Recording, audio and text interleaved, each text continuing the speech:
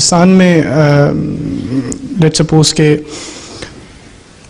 एक गवर्नमेंट का मुलाजिम है, वो रिटायर होता है, उसको रिटायरमेंट में 10 लाख रुपए दिए जाते हैं ग्रेचुटी के तौर पे या जी। हाँ। तो अब उसके पास मसले मसाइल काफ़ी हैं, परेशान है, घर चलाना है, और उसके पास इतनी ताकत और इतनी इस्तात नहीं है कि वो उन पैसों से कारोबार कर सके, क्योंकि 10 लाख में तो कोई कारोबार नहीं हो सकेगा। तो लोग अमूमन करते ये हैं कि बैंक में पैसे रखवा देते हैं, तो बैंक उनको मे बी 10,000 पाउंड या 10,000 या 9,000 रुपीज़ देते हैं मंथली एज ए इंटरेस्ट। तो इस सूरत में क्या इस्लाम के है कि ये तो जायज़ नहीं है, लेकिन देखो सूद तो बहरहाल जायज़ नहीं है जी। जो भी फिक्स अमाउंट तुम्हें मिलता है किसी भी रकम पे, चाहे वो गवर्नमेंट को दे रहे हो या नहीं दे रहे, उस पे नहीं है। बाज़ लोग जो हैं ख्याल के मालिक लोग, वो ये कहते हैं कि जो हुकूमत को दे के कर रहे हो, क्योंकि हुकूमत उनको अपने डेवलपमेंट अखराजात पे कर रही होती है, उसके बदले में तुम्हें देती है, इसलिए वो इंटरेस्ट नहीं होता। एक तो ये पहली बात ये, जो जिनको मिलते हैं इसी तरह रकम, एक तो वो पेंशन भी ले रहे होते हैं, कुछ ना कुछ खर्च तो उनका उससे चल रहा होता है जी। दूसरे, अब ये रकम रह गई, इसकी इन्वेस्टमेंट किस तरह करनी है। किसी में इतना कैलिबर का आदमी कोई नहीं होता, बस होती नहीं सलाहियतें कि वो बिजनेस कर सके, जी। तो उनके लिए एक बॉन्ड्स की स्कीम है, वो जायज़ है जो गवर्नमेंट लेती है बॉन्ड। लेकिन फिक्स अमाउंट जहाँ भी आ जाता है वहाँ सोचने वाली बात है, लेकिन इस निज़ाम में भी मज़ीद सोचने की ज़रूरत है कि इसको किस तरह बेहतर बनाया जा सकता है। क्योंकि एक दफ़ा मसीह अलैहिस्सलाम से भी किसी ने सवाल किया था, हमने फरमाया कि इसमें नए इज्तिहाद की ज़रूरत है, यानी कि दोबारा सोचने की ज़रूरत है कि किस तरह इसको हमने, लेकिन वो इज्तिहाद ऐसा होना चाहिए जो किसी इंटरेस्ट की तारीफ में ना आता हो, हैं। तो ये हुकूमतों का काम है कि अपने लोगों के लिए, उनको फ़ायदा पहुंचाने के लिए किस तरह उनके पैसे की इन्वेस्टमेंट स्कीमें राइज की जाएं, और उस एहतियात के साथ, इस एहतियात के साथ की जाएं कि उसमें इंटरेस्ट इन्वॉल्व ना हो। तो जैसे इन्होंने अभी इस्लामिक बैंकिंग इंट्रोड्यूस कराई है।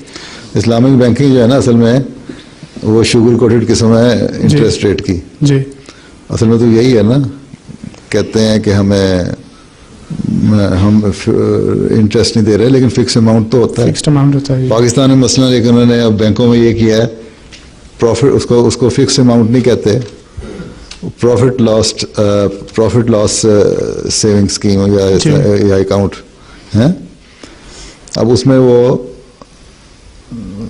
सिर्फ ये बताने के लिए कि हमारा फिक्स रेट नहीं है, कभी बैंक उसका इंटरेस्ट रेट 8.1 कर देते हैं, कभी 7.9 कर देते हैं, कभी 8 कर देते हैं, तो बिल्कुल थोड़ी सी वेरिएशन के अंदर वो ऊपर नीचे हो रहे होते हैं। ठीक। तो ये भी एक तरह का सोचने वाली बात है कि जायज़ है कि नहीं, इस पर सोचने की ज़रूरत है। लेकिन एक वाज़े तौर पे जो सूद है वो बहरहाल मना है, उसके लिए क्या तरीके इख्तियार करने चाहिए, एक लंबा मज़मून है, इस पर सोचने की ज़रूरत है। इकोनॉमिस्ट को बैठ के मुसलमानों को चाहिए कि सोचें और निकालें इसका हल।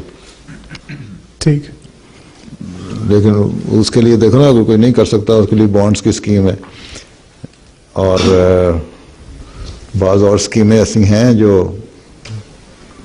जिस पे इन्वेस्टमेंट की जा सकती है, और फिर पैसा वैसे भी लगाया जा सकता है दूसरों के साथ, किसी कारोबारी आदमी से, अगर ईमानदारी हो माशरे में जी। तो इस तरह की स्कीमें होंगी। एक जगह इन्वेस्टमेंट की है तो वहाँ प्रॉफिट लॉस पे दूसरे के साथ इन्वेस्ट किया जा सकता है। क्योंकि पाकिस्तान में तो इस तरह से करप्शन इतनी ज़्यादा है कि कोई भी किसी के ऊपर ट्रस्ट करने के लिए तैयार खा जाएगा, पैसे लड़के दौड़ जाएंगे।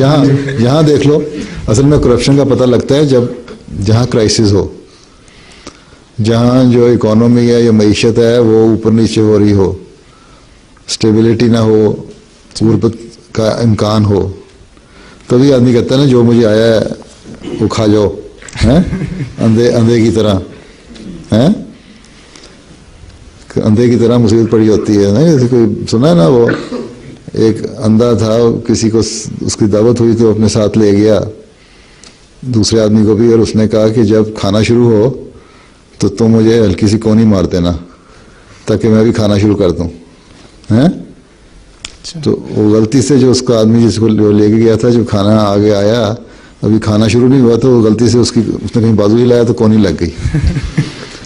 तो अंधे ने पकड़ा, सब अपने सामने जो कुछ ना कुछ अंदाजा होता है ना, उठाया और खाना शुरू कर दिया, हैं। वो आदमी जो साथ था बड़ा शर्मिंदा हुआ, उसने जोर से कोनी मारी, वो बोल भी नहीं सकता था, मेहमान बैठे हुए थे। वो अंदर समझा कि लोग तेजी से खा रहे हैं, उसने और जोर से खाना शुरू कर दिया, हैं। इस पे और वो शर्मिंदा हुआ, उसने और जोर से कोनी मारी, हैं 2 दफा। तो कहता है उसको क्या मुसीबत ही पड़ गई, इतनी लोग तेजी से खा रहे हैं। तो वहाँ तो मुसीबत पड़ी होती है जब भी क्राइसिस आता है। तो यहाँ जब ये सूरत हाल पैदा हुई है, अब ये जो बड़े बड़े ईमानदार बनते थे, अब इनको पता लग रहा है ना किस तरह पैसे लेके कोई 100 बिलियन लेके दौड़ गया, कोई इतने मिलियन लेके दौड़ गया। तो अब ईमानदारी कहाँ गई? इसका असल में तो जब माहौल पैदा हुआ है तो पता लगा कि कितने ईमानदार हैं, लेकिन बहरहाल उसके खिलाफ आवाज़ें भी हैं, उठ भी रही हैं। वैसे तो आजकल 10 लाख तो कोई चीज़ नहीं है पाकिस्तान में। 10 लाख तो आम आदमी को भी मिल जाते हैं पेंशन के बाद। तो छोटा मोटा दुकान जो है छोटी सी खोल लेते हैं लोग, उसकी बाज़ ऐसी इन्वेस्टमेंट्स हैं जो की जाती हैं वहाँ। लेकिन बहरहाल अगर हुकूमतें ईमानदार हों तो ऐसे ज़राए पैदा किए जा सकते हैं कि छोटे आदमियों को भी मौके मिल सकें इन्वेस्टमेंट करने के, हैं। करप्शन इतनी है कि हद कोई नहीं। अगर मसलन पाकिस्तान के पास इतने वसाइल हैं कि अगर ईमानदार हुकूमत हो तो पाकिस्तान के इतना पोटेंशियल है, रिसोर्सेज भी हैं कि 5-6 गरीब मुल्कों को खिला भी सकता है। उसकी एग्रीकल्चर में डेवलपमेंट बड़ी है, इंडस्ट्री में हो सकती है, हैं। रूरल एरिया जो है, देहाती इलाका जो है, उसका जो इन्फ्लक्स शहरों की तरफ आता है, उसको रोकने के लिए वहीं कॉटेज इंडस्ट्री को डेवलप किया जाए, हैं। और हैं वो अपने अपने इलाके में रहेंगे। एक तो अपनी उनकी जो गांव है, छोटी जगह है, उनका अपना इंफ्रास्ट्रक्चर डेवलप होगा, हैं जी। पानी, बिजली, फ़ोन वगैरह की सहूलतें होंगी इस वजह से कि वहाँ छोटी सी कॉटेज इंडस्ट्री है, छोटे छोटे काम हो रहे हैं। फिर उस इलाके में एग्रीकल्चर भी डेवलप होगी इस वजह से कि लोग वहीं बैठे होंगे, अपने उस तरफ भी तवज्जो दे सकेंगे, और शहरों का बोझ कम हो जाएगा। उतनी लेबर की तुम्हें ज़रूरत जितनी चाहिए उतनी आएगी वहाँ, या खुद लेकर आओगे। तो इंडस्ट्रियल एरियाज ऐसे बाज़ डेवलप किए जा सकते हैं जहाँ से तुम लेके आओ। और फिर ये नहीं है कि सारे आके शहर में सो जाएं, उसके बाद आधे कोई लाखों आदमी जो हैं वो फुटपाथ पर सो रहे होते हैं। लाहौर में देखो तुम, या दादा दरबार पे सो रहे होते हैं, जाके वहाँ जाके खाना खा लिया, सो गए फुटपाथ पे, बस मौज हो गई। तो ठीक है, कुछ नशेई और एडिक्ट किस्म के लोग भी होते हैं जो तरह यहाँ भी हैं, पाइपों के अंदर, पुलों के अंदर सो रहे होते हैं। इंग्लिस्तान में भी तुम देखोगे, हैं, शराब पी के या नशा करके, या वो जो तुम्हारे जो होता है कूड़ा के ढेर या वेस्ट होती है या डस्टबिन लोगों के होते हैं, उसमें से खोल खोल के वो अपने खाने की चीज़ें भी तलाश कर रहे होते हैं। लेकिन